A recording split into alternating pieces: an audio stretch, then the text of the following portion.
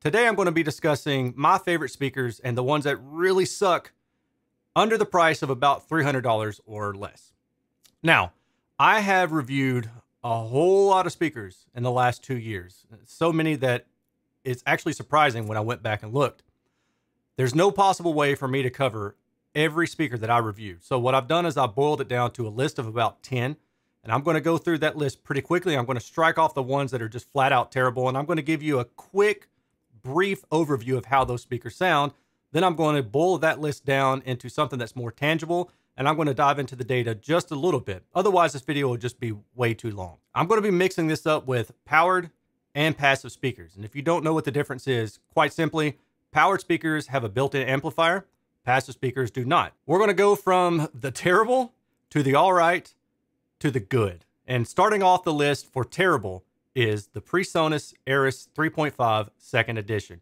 Now, it's not a lot different from the first edition, so don't go out and buy the first edition thinking you're going to save a few bucks and get something better. With this speaker, there's about an 8 to 10 decibel difference between the mid-range and the highs. If you don't know what that sounds like, let me give you an example by EQing out my vocal region like I'm doing now, and I'm continuing to talk.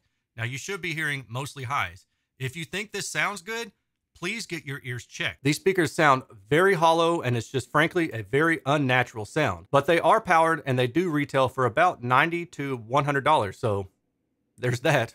Next up on the list is another speaker that I loathe. It is the FiO SP3, which retails for about $299. There's about a 7 decibel delta between the mid-range and the highs. So the example that I just gave you, just kind of assume that it's similar in sound to that. There's also a high Q bass boost around 70 hertz. So essentially what you get out of this speaker is a lot of boom tiss.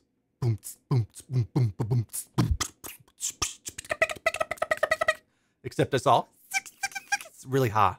It sounds terrible. It's a bad speaker. Don't buy it. Third on the bad list is the Yamo or Jamo S803. Look, real fast, I don't care how you pronounce it. I'm going to call it Yamo. I might call it Jamo. Doesn't matter to me. So if your comment is going to be you're pronouncing it wrong, great. That helps my channel by you providing comments. But I don't really care. I'm just being honest with you. These retail for about $230, give or take. I mean, they go on sale and then sometimes they go back to regular price. These are a passive speaker, so you will need an amplifier for them.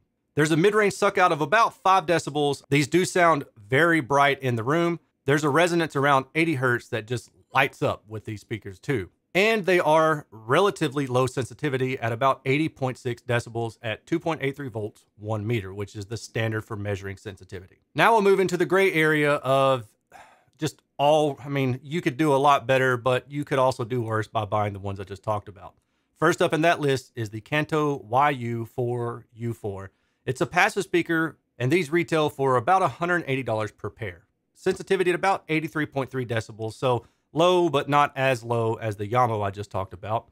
There's a mid-range suck out on this one of about 4 decibels. It sounds very forward thanks to a resonance around 1 to 2 kilohertz. And the bass extension on this one is not that low with an F3 of about 82 hertz. And for those of you who don't know, the F3 point is where the SPL is down about 3 decibels compared to the mean sensitivity. Next up is the Mika RB42, which retail for about $150 a pair and are also passive speakers with a sensitivity of around 79 decibels. These have reasonable frequency response, but poor in-room response. And the reason for that is because of the crossover.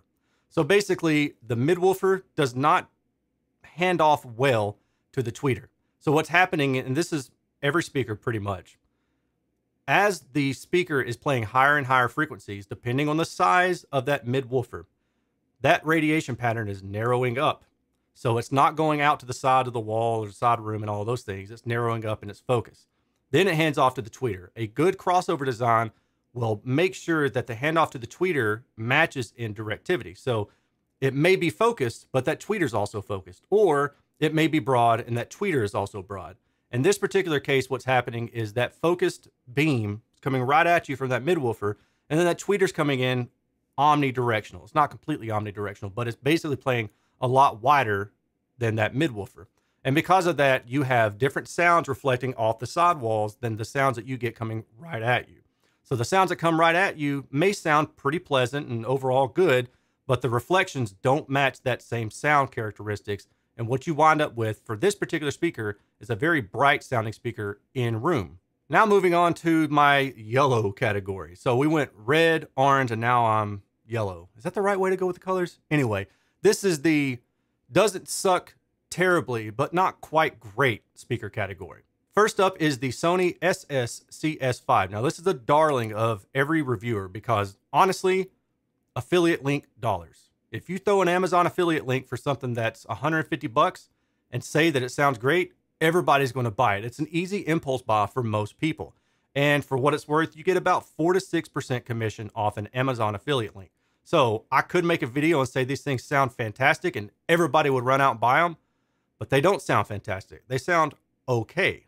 Sensitivity on these is good at about 86.2 decibels, so you won't need a lot of amplifier power because these are passive speakers. There's a top panel resonance that makes these speakers sound pretty forward in about the 1 kilohertz region. Now, you may notice a theme here, right? The speakers that I discussed earlier, they had a mid-range suck out. And now we're getting to the point where some speakers have a forward sound to them.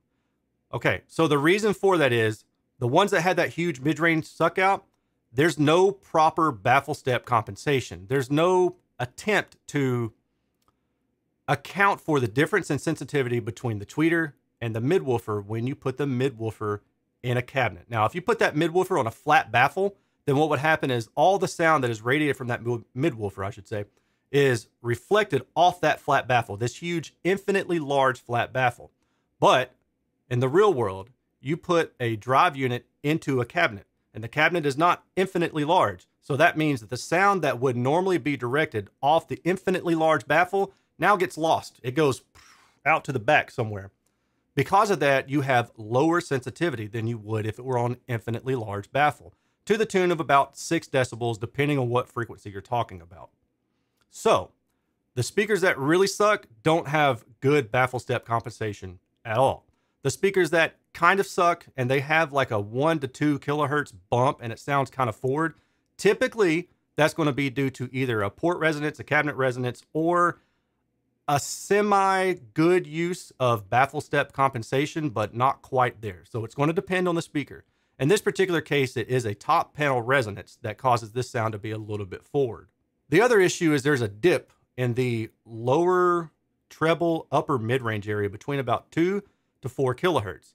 And because of this dip, it really exacerbates that 1 kilohertz bump. So basically what you're hearing is a bump in that 1 kilohertz that sounds forward, and then that dip between 2 to 4 kilohertz that sounds recessed. So you're getting this forward recessed sound.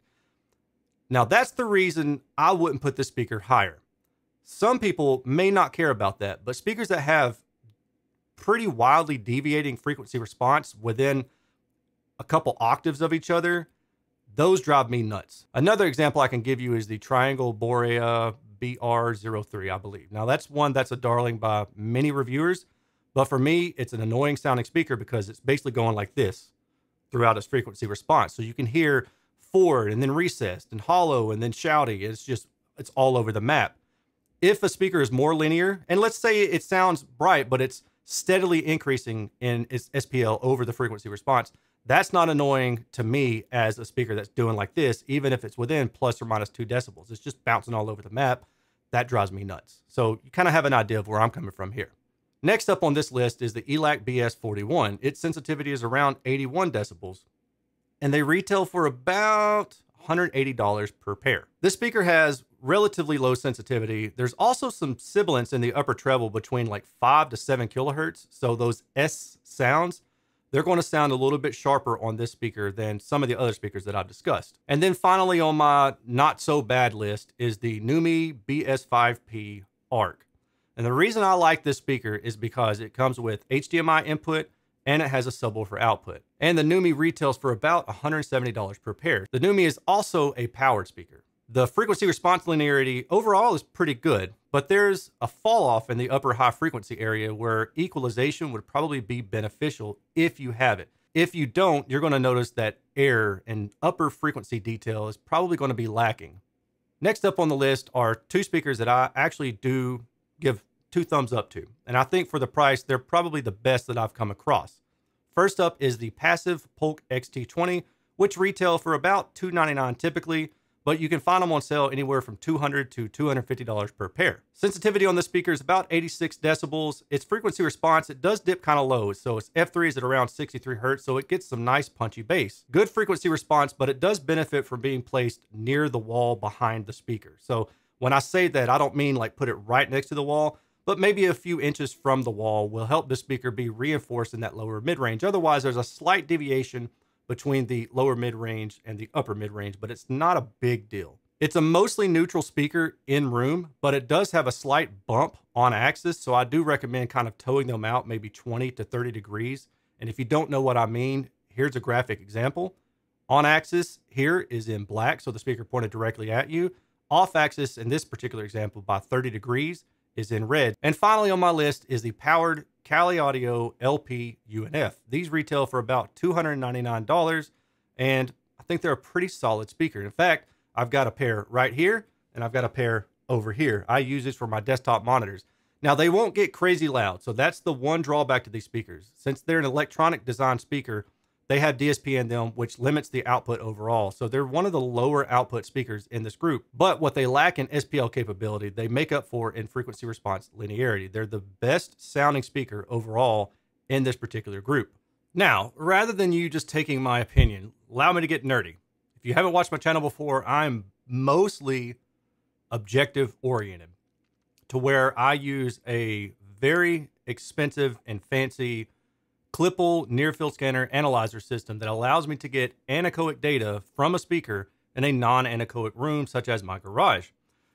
With this data, what you can do is you can see just how well does a speaker perform before you even put it into a room. Now, you may say, well, why does that matter? It's going to go into a room. Well, you need to understand how something sounds before you put it into a room if you want to make reasonable comparisons, especially when you're talking about me versus another reviewer or some other random dude at Walmart that you ran into that's talking about a speaker. If your whole thing is it only matters what it sounds like in my room, then you shouldn't be watching me and you shouldn't be watching anybody else. You should just order every single speaker under the sun. But it's not reasonable, right? That's why you watch reviewers. So I provide objective data, and I use that data to help explain why it is I heard what I heard. So the first thing we're going to start off with is a shitty example, and that's the PreSonus Eris 3.5. Pardon my French, if you have your kids around, I apologize. The frequency response on axis, which is this black line, ideally, it's linear. It's flat. That's the ideal, because that means that whatever you're putting into the speaker is coming right back out. Any deviation from flat, regardless of how you feel about the notion of a flat sounding speaker, and by the way, flat sounding speaker in room, like if you measure it with an RTA and it measures flat in your room, it's going to sound like crap. It needs to be sloping down, but that's a whole nother video, which I've got covered. Click up here, okay? The idea behind having a speaker that measures flat anechoic without any reflection in a room, like I measure them, is signal in, signal out. It's that simple. So when I see a speaker that's doing this, I know it's going to sound super hollow because there's about an 8 to 10 decibel difference between the mid-range and the upper frequency. I've already given you that example, but now you can see the frequency response in graphic form. Let's talk about a different speaker. The Kali LP UNF, pretty linear speaker overall, F3 at 54 hertz, so it gets down pretty reasonably low, especially for a speaker of its size. And then the Polk XT20, sensitivity of about 86 decibels. Now, the three that I just showed you, those don't have a sensitivity value because they're powered speakers, okay? But the overall linearity of this speaker is pretty good. Now, there is this dip between about, I think I said 1K earlier, but it's actually around 700 hertz or so. Putting the speaker near a wall will help bring this area up because the sound that's going to the back of the speaker, remember I talked about baffle step? The sound that's going to the back of the speaker is lower in SPL, so putting it near a wall adds some boundary gain or boundary reinforcement to the speaker, and it helps bring that up a little bit. Now, anechoic data is fine and dandy for understanding how a speaker measures anechoically without the room being involved. But what you can do is you can take anechoic data of the speaker all the way around and below and the back around the side of it and above it and all that stuff, 360 degrees. And then you can use that to get an estimated in-room response, which lines up out of 200 something speakers I reviewed at this point. Every single time I've looked at the estimated in-room response, I've thought, well, that lines up with my notes of what I heard in the room. And it really doesn't vary from room to room unless you have just a really unique shaped room. Okay. So if we take that into account and we look at the estimated in-room response for the PreSonus, you've got 8 decibels between the mid-range and the highs. And notice I put WTF because, oh my God, who lets this speaker out the door? It's already got DSP built in. We know that. It's got DSP built in. So why not shore this up? Or why not bring this down and just let it be limited in SPL? Now, I know people are going to say, I own these speakers and they sound fantastic. Great.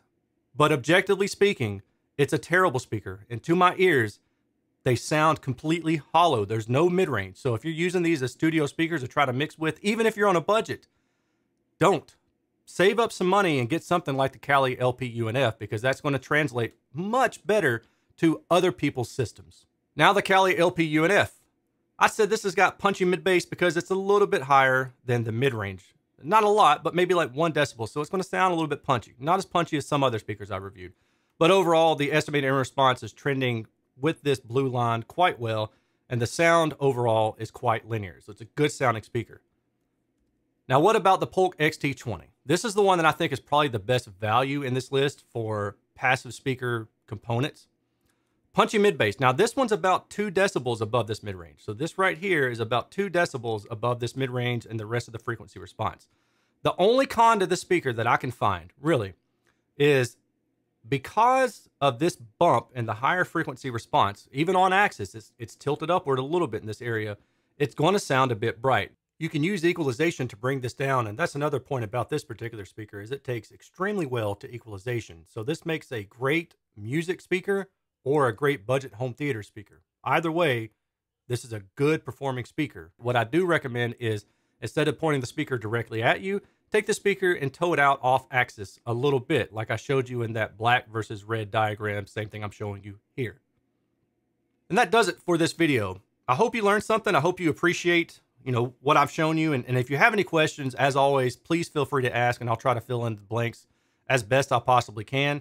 You've gotten a good idea of what I like, what I'm looking for, speakers I think suck. And now hopefully you can make better purchase decisions. Maybe not necessarily the ones that I've talked about here, but my past reviews or future reviews. If you'd like to support what I'm doing here, you can do so one of 2 ways. Actually 3, but we're just going to talk about 2.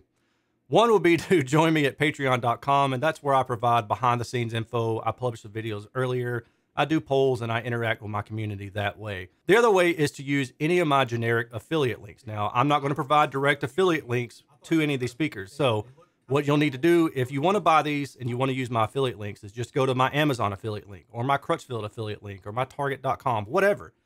Click on that link and then search for whatever it is you want to buy. I earn a small commission off of that at no additional cost to you, and it really helps me. I just don't really, I'm getting away from putting direct affiliate links again. I used to do it, I quit doing it, and then I did it again, and now I'm like, you can just use the generic ones.